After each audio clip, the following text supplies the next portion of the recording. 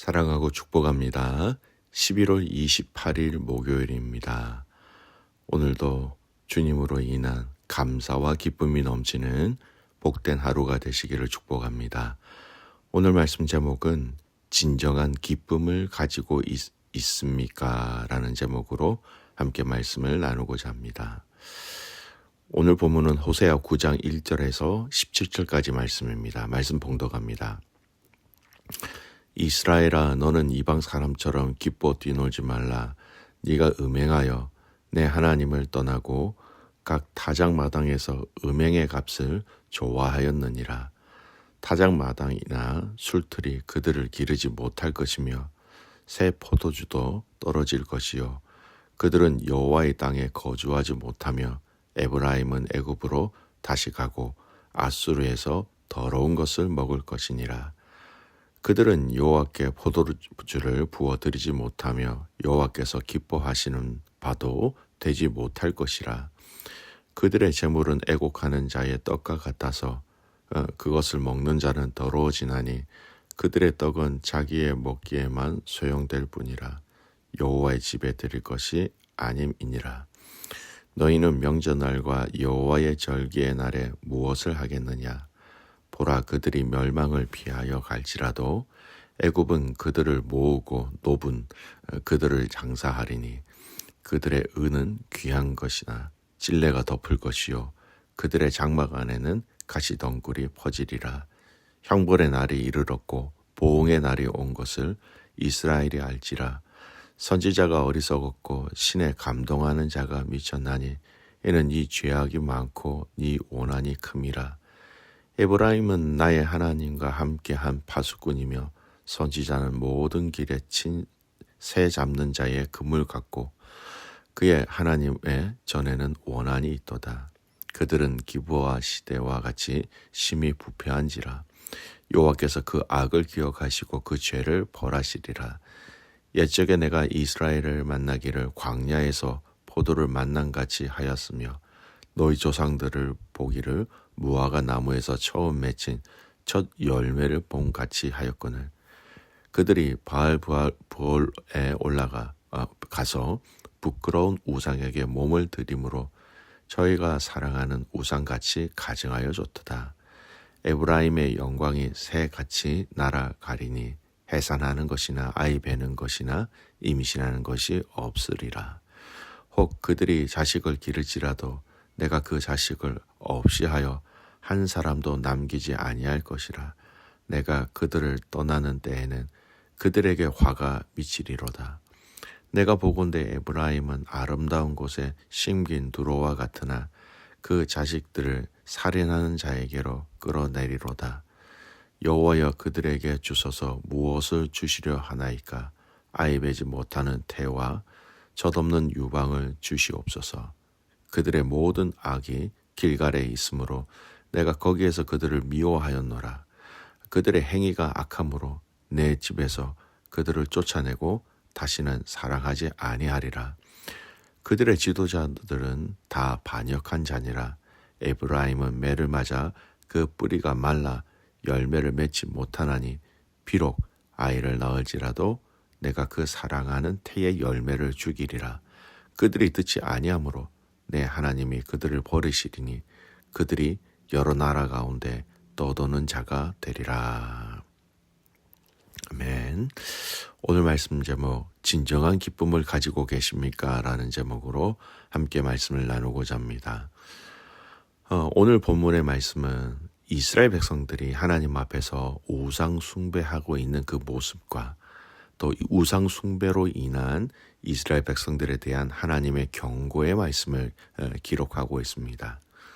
특별히 오늘 저희는 1절의 말씀을 좀 중심으로 하여 오늘 이 전체의 말씀을 좀 상고하고자 합니다. 1절 말씀을 한번 보겠습니다. 이스라엘아, 너는 이방 사람처럼 기뻐 뛰놀지 말라. 네가 음행하여 내 하나님을 떠나고 각 타작마당에서 음행의 값을 좋아하였느니라. 여러분, 앞선 7장 8절에서 8장 14절의 이 호세아서는 네 번째 예언으로 여호와 하나님을 버리고 사람의 길을 고수하는 이스라엘 백성들의 죄악을 심판하는 또 심판에 대한 경고의 내용이 기록되어졌다면 이어지는 오늘 읽은 이 9장은 이 호세아서 전체의 5번째 예언의 메시지로 이어지고 있습니다. 앞선 예언들과 마찬가지로 동일하게 9장의 5번째 이 예언의 말씀은 계속해서 이스라엘 백성들의 가증한 범죄, 그 범죄가 어떻게 나타나고 있는지를 정확하게 드러내고 있습니다.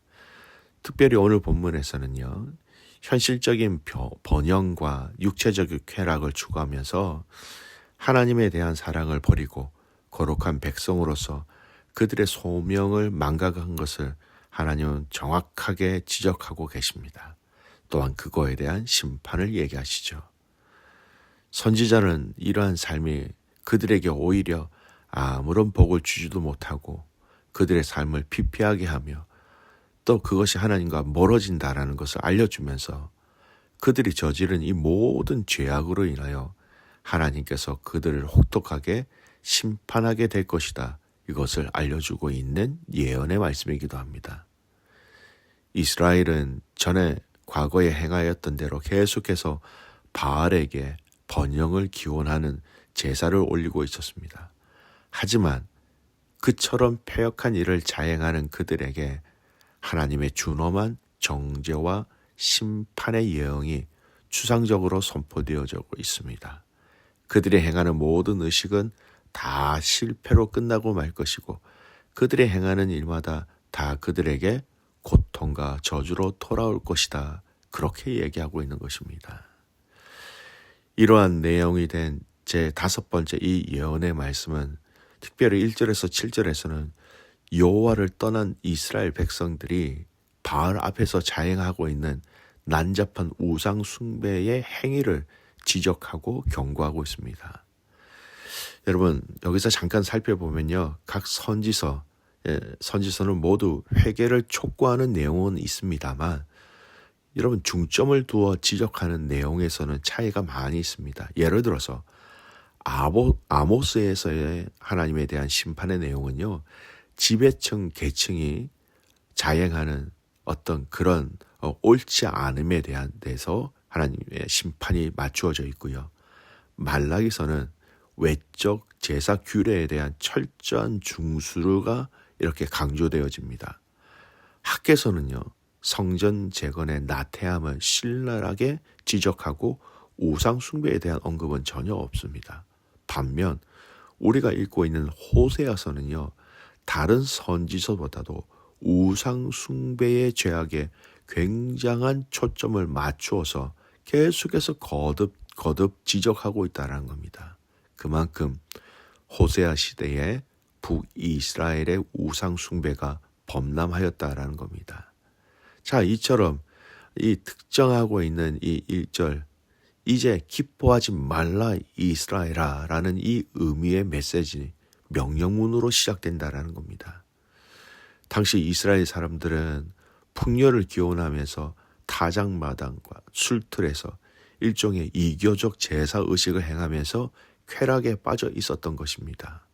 그러한 상황 속에서 기뻐하는 행위를 멈추라. 하나님은 그렇게 명령하셨습니다. 우상 숭배로 인하여 너희들이 기뻐하는 그 기쁨을 당장 멈추어라 라고 강하게 명령하십니다.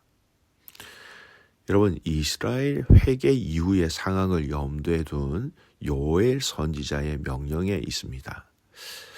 여러분 하나님께서 이스라엘 백성들을 위하여 비를 내리시고 곡식과 새 포도주와 풍성하게 해줄 것이다. 그들에게 풍족하게 먹고 여호와로 인하여 그 이름을 찬송하게 할 것이다.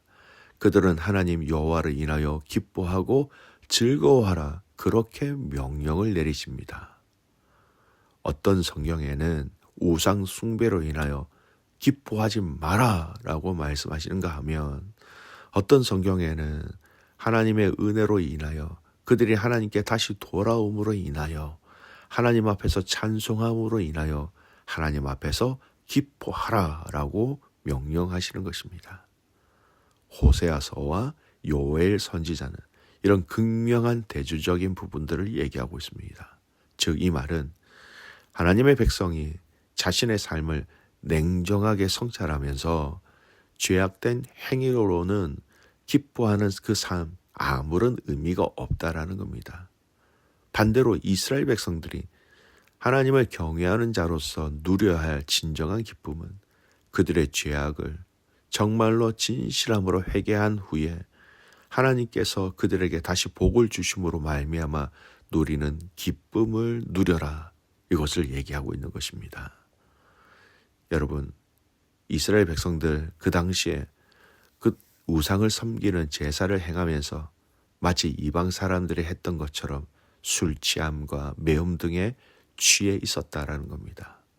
고대 근동 바알신 우상 숭배에 잘 알려진 바와 같이 이방 사람들은 풍요 제사를 드리면서 육체의 탐욕, 술, 취함, 매음 등을 즐겼던 것입니다. 그런 추악한 이교적 전통을 거룩한 하나님의 백성이라고 일컬음을 받는 이스라엘 백성들이 그것을 받아들였고 이를 아무렇지도 않게 그대로 답습하고 있었던 것입니다. 그래서 하나님은 우상 숭배로 인한 너희가 기뻐하고 있는 그 기쁨은 아무런 소용이 없다. 이것이 오히려 하나님 앞에서 죄악이다. 오늘 1절 말씀은 그래서 기뻐하지 말라라고 이스라엘 백성들에게 명령하고 있는 것입니다. 여러분, 팀 켈러 목사님이 쓰신 내가 만든 신이라는 제목의 책이 있습니다. 기쁨이 있는 회개와 기쁨이 없는 회개의 차이를 설명합니다. 기쁨이 없는 두려움에 기초한 회개는요, 사실 자기 연민이라 할 수 있습니다. 벌을 받지 않기 위함이 목적인 두려움에 기초한 회개는요, 죄 자체를 미워하지 않기 때문에 죄의 매혹적인 위력은 그대로 남아있다라는 겁니다.